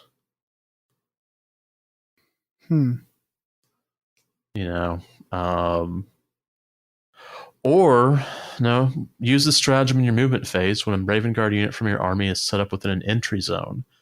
That unit can make a normal move of up to 6 inches. Oh, you set them up and then you move them. Oh, yeah. Okay. Yeah, they get to move. They get to move before the move before the turn starts. Okay, because the flavor text is at the opportune moment, Raven Guard infiltration units slip away from battle, only to relocate and strike the foe again from a different angle. Which that sounds like Raven Guard. Oh, sure. Yeah, without question. Yeah. Oh, you know what? Our discussion here reminded me to look up what warlord, like who you can make your warlord. You can make any model your warlord. Oh. Yeah, any model can be your warlord. So, if I recall correctly, the enhancements don't have to go on a character. Oh. So you could have like 3 elite sorcerer choices. Well, not you could actually make an aspiring sorcerer your warlord, and they could have an enhancement. Oh, that's pretty sweet. Yeah. Which makes sense in these small games. Yeah, definitely. Okay. Definitely. Okay. So, my pick was orcs because I'm going to be talking a lot about Astra Militarum stuff going forward. So I thought I'd look at the orcs. Yeah. Rules adaptations. Their throat slitters works in hatchways. Usually it works in terrain. Tactics culture, they get cover outside of 6 inches, just like the Raven Guard. Lucky Blue Gits. that culture, units models count as 2 models for holding objectives instead of getting objectives secured. I love that. Which is cool. No, that's amazing. Yeah. Whenever a tank hammer misses, the bearer is killed and the unit takes D3 mortal wounds because it's such an enclosed space. Yeah, okay. Runt herds can be deployed simultaneously with Gretchen, which is fair, and to jump is a warp charge 11. Oh yeah, definitely. Yeah, all of those repositioning ones are high. Yeah, warp charge now. Enhancements: Might is Right, +1 strength and attacks. Big Boss, if it's a HQ other than a war boss, they can declare a 1-turn WA. Oh, nice. Yeah, it's pretty cool. Super Cyborg Body, +1 wounds and toughness, increases to 6. Oh. Yeah, those are way cool, way orkier than the generic ones. Yeah. Their stratagems are cool. And a lot of them are congruent to stratagems that are in the normal rules. Yeah. They're all 1 CP. Stick it to them, lads. An extra 3 inches on Pylon and Consolidate. Daka Storm, weapon score 2 hits for each hit. Leather Hide, wounds of 1 to 3 fail. 2 Ard to Die, models that die still get to fight. Mm-hmm. Teleporta, 1 unit can deep strike and it can only be used once. And Pile Through. This one's great. I love this one. If an orc unit is suddenly in engagement range because a hatchway opened, they count as having charged that turn. Oh. And that's whether the orc opens the door or the enemy opens the door. Yeah. Oh, that could be terrifying. Okay. Oh, yeah. It could be real bad. Yeah. It could be real bad. So in addition to the faction rules, there are new missions and mission rules. Mm-hmm. There's just some additional terrain because some other terrain came with the box. Right. Terminals count as walls. Pipes, like vertical pipes that go from floor to ceiling. You can't move through those. All of these provide cover. Collapsed pipe just provides cover, but you can move over it for -2 inches of movement. Right. Electro nodes are like a wall, like a bank of power cables. And they provide cover and also a -1 to hit, probably because they're wreathed in some weird energy. And they look cool too. Yeah, they look cool. And the explosive canisters, you can shoot them or blow them up in order to blow them up. You can also sabotage them, and they'll go off at the end of your next movement phase. Yeah. So if your opponent decides to follow you, it'll blow up in their face. That's all pretty cool. I forgot to mention Grey Knights get their own rule set too. If you're interested in running Grey Knights, which I do have some Grey Knights, I need to go find them. Let's be honest. Yeah. There's quite a few factions in here, but I'm sure there'll be more in the next. Oh yeah. The next book that features probably one of those factions. So, Jason, let's talk about these missions. I just kind of jotted down what made them special. We're not going to go over every single mission. There's some great ones in here that I want to try. Okay. What's the first one, Jason? We've got Void the Ship. One of the rooms in this corner is actually exposed to the void and has doors marked as airlocks. The attacker must cross the zone and open the doors to score points. The defender gets 1 extra deployment square marked as the patrol entry zone that can only be used during initial deployment. Yeah, that's cool. Let's go ahead and just pop the wall open. Pop the airlocks. Yeah. I'm assuming there's mortal wounds in this, right? No, there's no... the whole point is just to open the doors. Now, anybody who's like fighting near the skin of the ship probably is wearing some kind of EV equipment, especially if your goal is to open the airlocks. Really, this is to kill and hamper the normal humans or whoever who are trying to operate the ship. Right. It's a pretty cool map too. I mean, there's an entire sector that's quote unquote inaccessible. Yeah, it's pretty neat. What's funny is that one of the defenders is right there by one of the airlock doors. Yeah, they definitely have them in a defensive position. Yeah, definitely. The next one is Pull Their Teeth. One of the objectives represents an orbital attack gun console. And the two other objectives represent loaders, for the ammunition.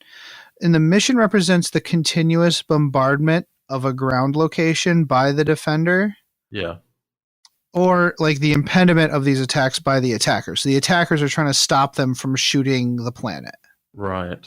So I thought that was really neat. Like, and it's just represented by, victory points, but I really like how they tried to justify the the progressive scoring here. It was a great way to do that. I think there was a similar one in one of the other campaign books, which was the opposite. It was guns on the ground shooting up at space.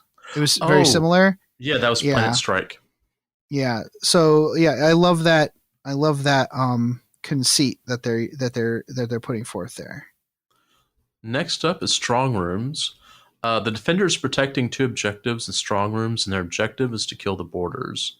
The boarders are trying to access the objectives in the 2 strong rooms. There are no rules for special locks or anything, but the path through the strong rooms are quite difficult. It will be a bloodbath.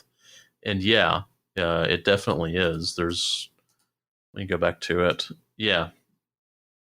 I mean, it's one of those things that you have to go around multiple walls and doors and whatnot to get to those strong rooms, and the defender locations are right there. Yeah, I would say that's the least interesting of them, but it's still pretty cool. Well, it's got... As I'm looking at this, I'm not sure if I find all that interesting either, but they split the attackers into 6 zones, whereas the defenders have only 4. No, 3. Yeah. Yeah, that's true. Yeah. That's true. Because they're coming in for reinforcements. Yeah. Jailbreak Sure. Yeah. Go ahead. Is the next one. Oh, you know what, though? That Strong Rooms one does represent like a... both sides do not have the same objectives. Yeah. Which I like. I like that. I like seeing that in narrative missions. Yeah, this does have 2 different objectives. Yeah. Yeah. So Jailbreak, one of the attacker's units, has to be 50 points or greater, is trapped in a prison cell and they're not allowed to leave. If the jail guard unit isn't there, then they are allowed to try and force the hatchway with a strength check by rolling less than their strength. Scoring is based on how free the jailed unit is. So like if they're into the jail, you're probably going to lose. If they're out of the jail but engaged with an enemy, that's like a draw. And if they're just free, then you're probably going to win. So this and other missions also, I wanted to point out that they have special starting zones and entry zones. Like, so some squares are marked starting zones and some squares are marked entry zones. So starting zones represent units that are just kind of in the middle of the battlefield at the start of the game. Yeah. Or like in specific rooms, but you can't use those same zones to generate or place new units because they're not entry points. They're just places where dudes are starting. If you follow me. Yeah. So like if there's a square, like there's a square right in this one in Jailbreak, there's a square next to the jail where you can start with a unit, but you can't bring new units on there during the game. Because it's just where the jailer is when the game starts. That's the defender backup entry zone. Yeah. No, there's also another one. Yeah, that one is there's also backup entry zone, and that is at a specific location as well. The backup arrives via like some kind of lift or something. Oh, okay. It's just for the first turn, I think. Yeah. Cool. This is a really intricate map. Yeah, because you gotta run through and gun your way through to let that guy out. Yeah, I mean, there's some really cool stuff. Just the map is quite intricate. Okay, next up we have Power of the Generators, which is interesting because it has 2 levels. One's really cool. Yeah, features a fun multi-level game where 2 half-sized boards are set up with lifts. The mission is a simple data download for the attacker and kill points for the defender. The change levels action can be performed in lift areas and can be done so even when you ran. I really like this. I've been wanting to play something like that where you have multiple levels. Mm-hmm. Well, we were going to try to get a couple games in before the next the next episode, I think we should try two of these before we record again, because I also would like to try this multi-level one. Yeah. But also Jailbreak looks really cool, and you know what we could do? We could do Power the Generators, and then we'll base the next game we play on whoever wins that one. Okay. How's that sound? Sounds good. I just really like this map. I like the way it looks. Yeah, it's really cool. Yeah. And we could probably, hopefully our friend has our updated. Our benefactor has updated their our new best friend. Yeah, our new best friend. The last one is called Corrupt the Machine Spirit. Yeah. The attacker can corrupt objective markers, which when they are corrupted, they remove them, and they can choose something cool to happen. Yeah. When they corrupt the objective marker. And I'm going to read them because it's really neat. You roll a 2+, you remove it from the battlefield, and you can pick either door controls, steam venting overrides, gravitational systems, or the communications network. Yeah. So if you corrupt the door controls, you can open or close up to 3 hatchways, and they can't be prevented. Steam venting overrides until the start of the attacker's next command phase. Ranged attacks cannot target units more than 6 inches away from the attacking model. Oh, that's a cool environmental thing. Mm-hmm. Yeah. I like that. Gravitational systems until the start of the attacker's next command phase. Units cannot perform the set to defend, set Overwatch actions. Any units that are already set to defend or have Overwatch are no longer in either of those states. Communications network until the end of the attacker's next command phase, the defender cannot gain command points. Oh, that's big. That's neat, right? Yeah. I love it. This is so fun. These are great missions. I'm super stoked about these missions. Yeah. I can't wait to play these with you. These would be cool. I knew I was going to probably like these missions just because it gives the writing team a chance to really be kind of crazy on stuff.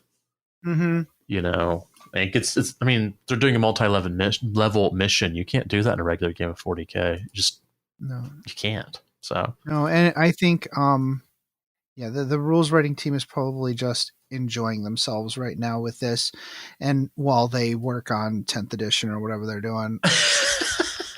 Anyways, this is a lot of fun, Jason. We're going to take another break, and we're going to come back with a battle report that we had with that I played with Nick of my orcs. My orcs? Did I play my orcs? I don't even remember orcs versus the new World Eaters Codex in a narrative scenario. We'll be right back.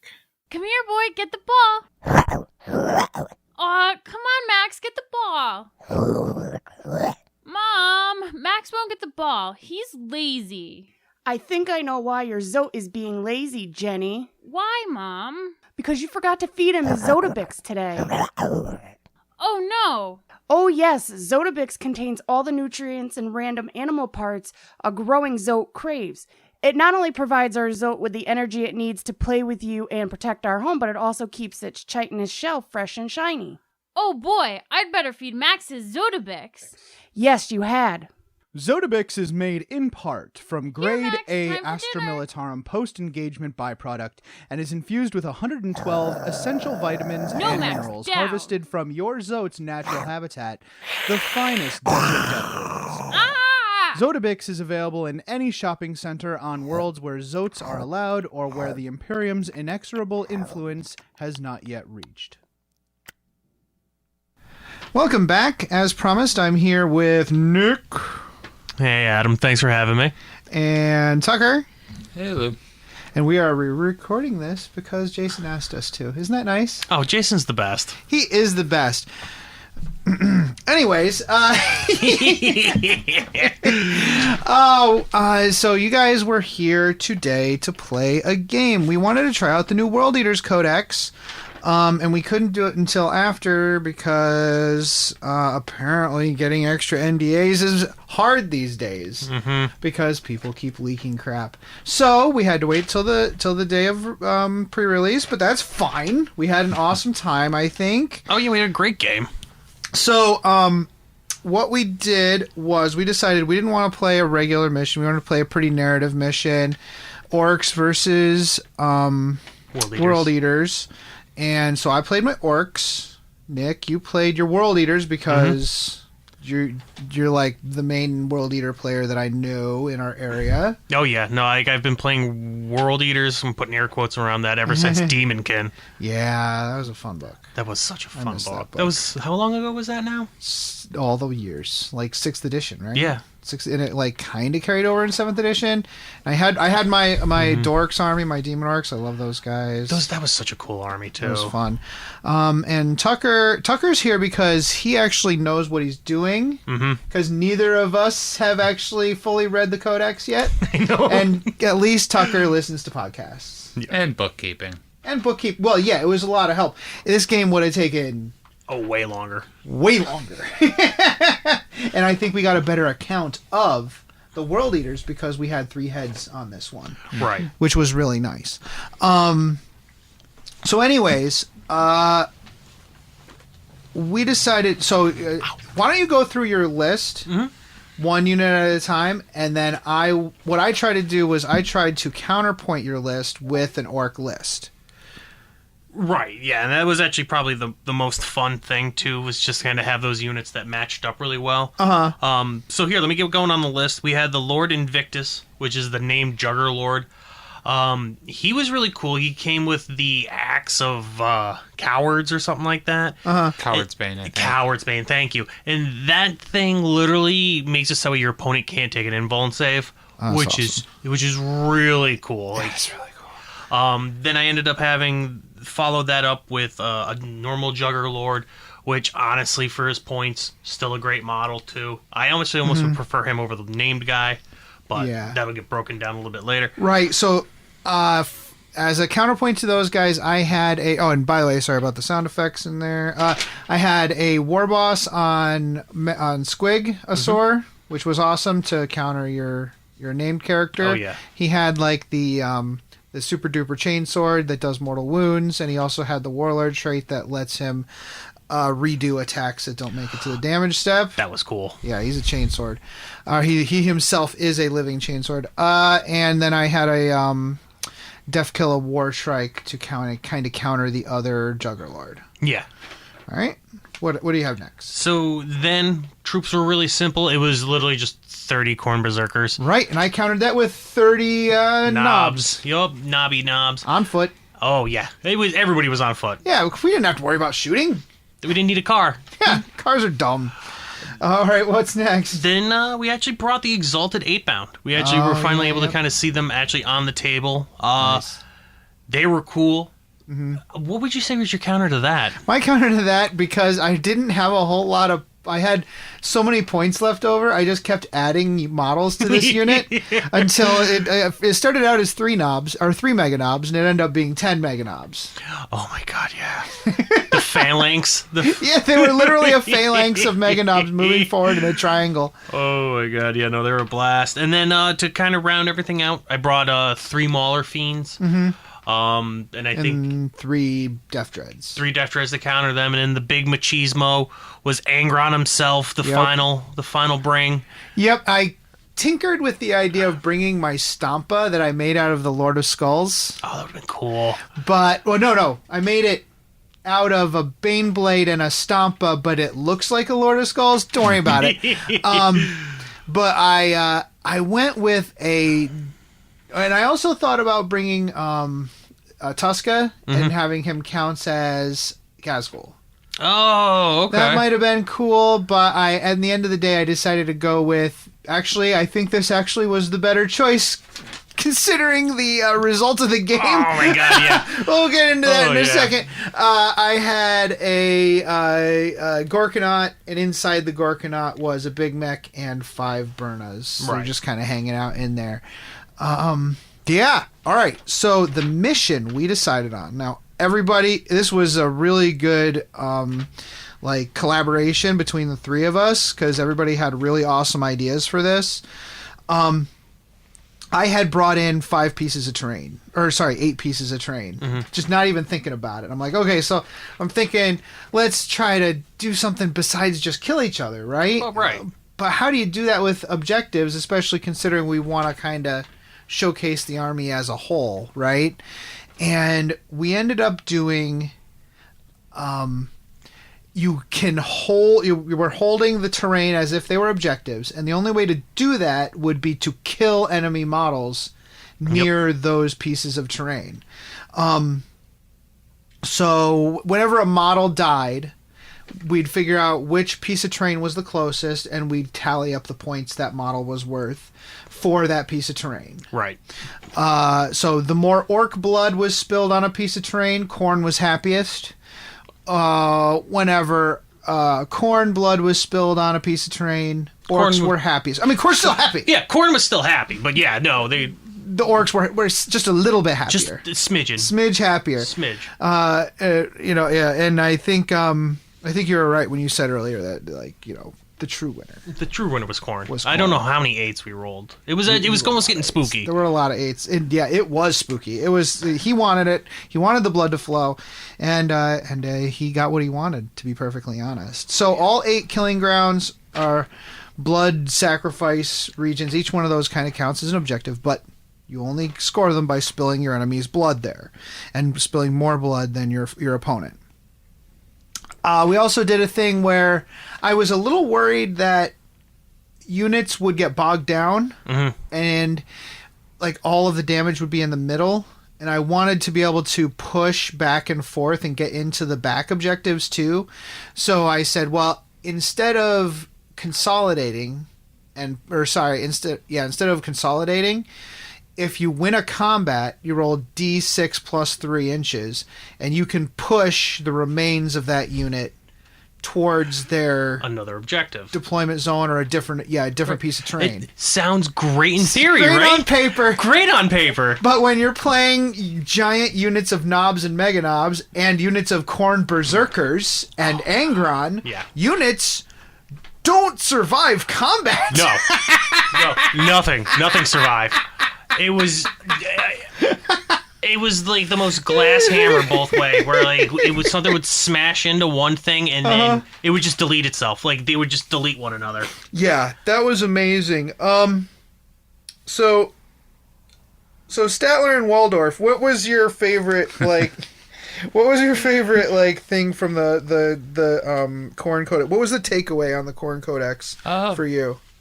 It seems pretty solid. I like the fact that they have it so the berserkers can keep moving forward. Yeah, that's what you want. As they're getting shot. Yeah. Which is super nice. And that's a baked-in ability, right? Like, you shoot them, they get mad and move towards you. Yeah, blood surge. I love that. And that is so thematic. It was so nice to see it actually be a part of the unit characteristic instead of it being a command. Another command. Yeah, that you wouldn't want to have to spend command points on. No.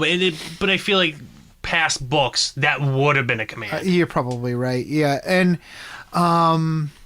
boy, I really liked the stratagem that lets your models fight unto death. Yes. So one of the things with 40K, with both 40K and AOS, is the where you get to fight with a unit after an enemy fights. So you fight with a charged unit, then I say, I'm going to interrupt and fight with my guy. Like, you can't really charge with 2 units without some sacrifice. Some kind of sacrifice. So this lets you say, okay, I'm going to charge with 2 units of berserkers. I'm going to fight with 1 unit of berserkers. I'm going to use this stratagem on the other unit of berserkers. So even though the person's going to smoke them, interrupt, they're still going to get to fight. And that's awesome. You want your models to fight, especially like this army, which needs to be in combat. Yeah, and the other thing too, like you said, you want your models to fight. Like the whole line just got brand new models. Yeah. And that doesn't feel nice when you're yanking them off the field without them killing anybody. Yeah, no, exactly. And I mean, sure, they die, but at least they get to do something before they do. Exactly. Yeah, no, that was super fun. And the blood tithe is so cool. It really is. Both of us were under the impression that you got the thing for like a turn. No. You get It's the the thing for the whole whole game. game. The whole battle. So what were they? What was the first one you picked? I think the first one was like The first one was the 6-up shrug after Yes. dealing with Yeah, the like the great feel no pain. Gorkanaut fiasco. yes. Oh yeah, there was the Gorkanaut fiasco. Oh, my Oh, God. yeah, by the way, yeah, the Thank you, Gorkanaut, Quinn. the Gorkanaut, yeah, it's all Quinn's fault. Quinn, okay, I charged in with ramming speed. Mm-hmm. I killed a bunch of berserkers, whatever. Speed bumps. Speed bumps, and well, the cool thing is I shot them, and they moved towards me and screened Angron from the charging Gorkanaut, which was so cool. So the Gorkanaut killed some berserkers. Angron charged the Gorkanaut, did 36 damage. Oh yeah. He was not playing around. And then Quinn promptly rolled I rolled a 6 on the explodes table. Yep. And then I rolled 8-inch range for the explosion. Yup. Dun dun dun. There's that 8.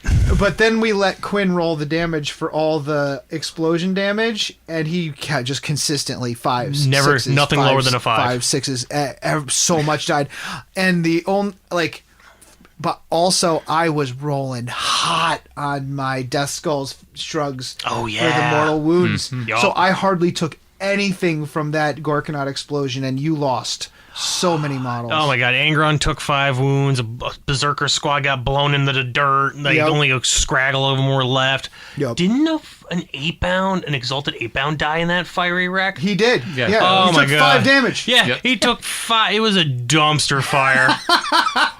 Man. So hindsight, yeah, Gorkanaut was definitely my MVP just because he just died and didn't even know he did the explosion. Oh, that was funny. But having said that, like how the blood tithe like escalates and ramps up, like by the end, you charged into a unit of knobs with those guys, and the knobs have a 5 toughness. Oh yeah. So you had how many? Like 8, or was it a whole? I think it was 9 because I was missing one guy. 9 guys charge it, just slam into these knobs, and we are whacking on each other. The knobs wipe out 8 of the 9. Yep. But all of them get to fight because of that stratagem, Yep. and they put 19 AP minus 3 wounds on those knobs. Oh yeah. Amazing. Aggressive.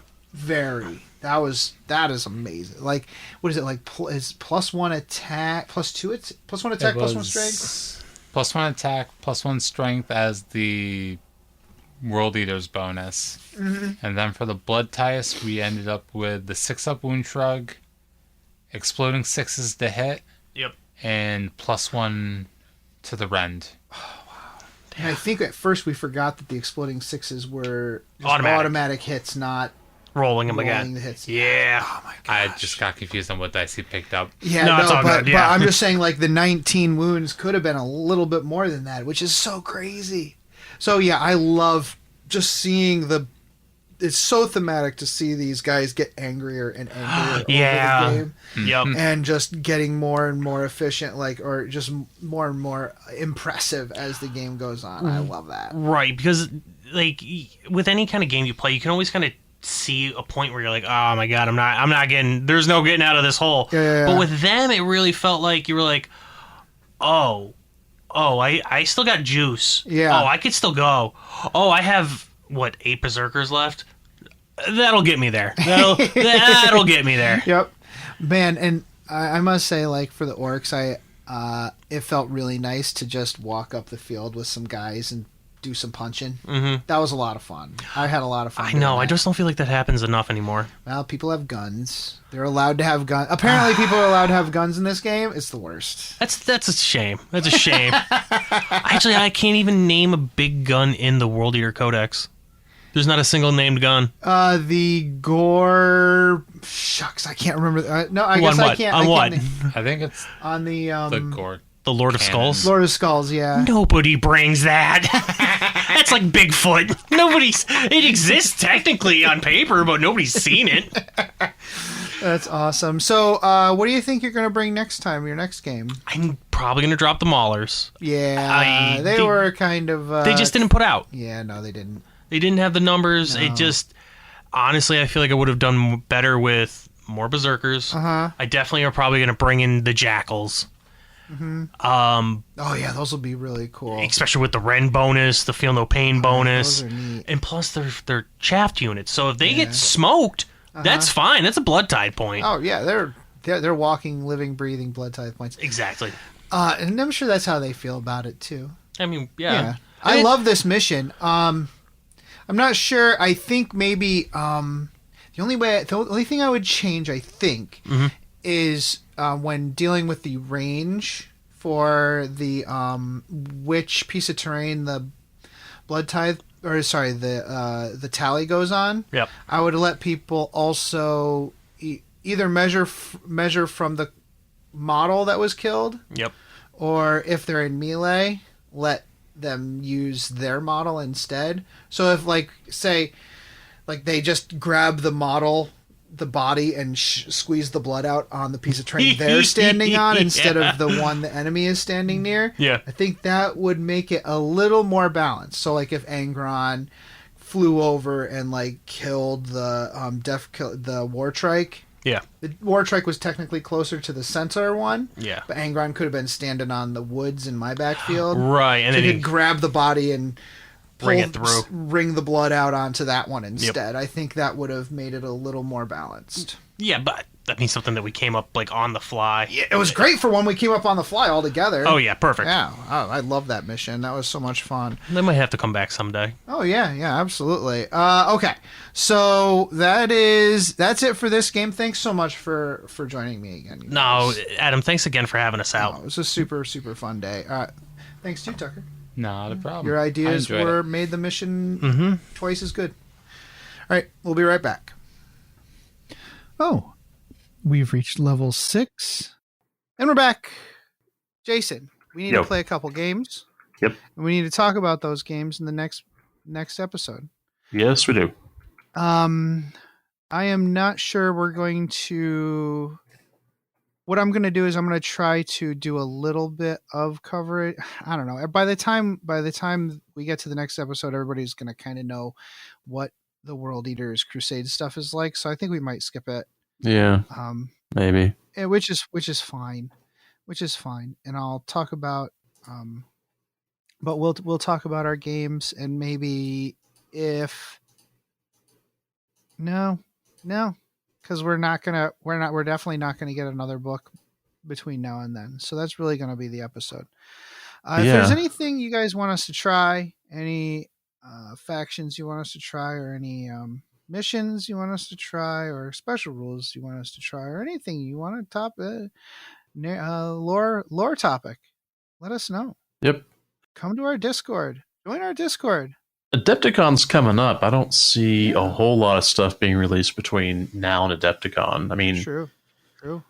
I think we've had this discussion, but what's left to update? For this, not a whole lot. For this, well, there are a lot of people crying about how the noise marines haven't been updated yet, and it's like you see the path, you see how this 10th is edition, going, right? They do 1,000 Suns Codex, you get Magnus. They did a Death Guard Codex. They got Mortarion. They just did a World Eaters Codex, and they got Angron. Yeah. I wonder what's going to come next. Yeah. They could have released Noise Marines before that. No, they can't. No. You're not going to get Noise Marines until that's 10th edition. They're ready to get their daddy. Okay? Yeah. When daddy shows up, that's when you get Noise Marines. Okay? Snake Daddy. This is so weird. Okay. All right. Snake Daddy. Ramble. I don't know. Well, I mean, we know now that with the way that AOS stuff is running, that they can definitely do giant snake models. Yeah. Oh, sure. And that will look amazing. It will look amazing. I'm looking forward to it. But until then, play the game, the way you want to. Milk, lemonade, round the corner, fudge is made. Milk, lemonade, round the corner, fudge is made. Milk, lemonade, round the corner, fudge is made. Milk, lemonade, round the corner, fudge is made. We'd love it if you could give us a positive rating and review on iTunes. If you'd like to keep in contact with us, you can follow us on Facebook or Twitter by searching for Masters of the Forge. And you can follow our hobby progress on Instagram with the hashtag Masters of the Forge. If you'd like to engage with us directly, you can always join our Discord server. To do so, or if you have any questions, topic suggestions, or if you'd like to advertise your creative hobby endeavor, contact us at mastersoftheforge@gmail.com. Please consider supporting us on Patreon at patreon.com/mastersoftheforge. Thanks. The music used in this podcast was made by Parad of the duo Sublevel 3. The track is used with his permission. This podcast is protected by the Creative Commons Attribution, No Derivatives, Non-Commercial International License. More information about this license and contact information if you have any requests can be found at our blog, mastersoftheforge.com.